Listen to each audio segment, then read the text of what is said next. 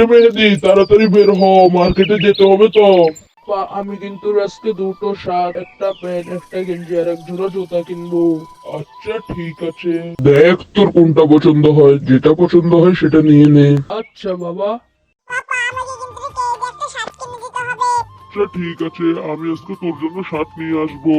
ছেলেটা বলে যে একটা শার্ট কিনে দিতে, এই যে পরার জন্য। এখন আমি শার্ট কোথা থেকে পাবো?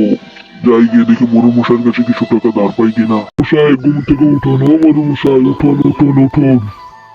কিরে করিম, কি জন্য আসলি? চাচা, আমার ছেলে বায়না করে একটা শার্ট কিনে দিতে, এখন আপনি যদি কিছু টাকা ধার দিতেন।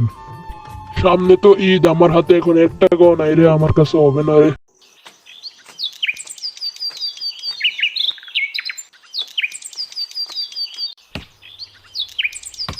কিরে কুদ্দুস, তোর কাছে কিছু টাকা ধার হবে?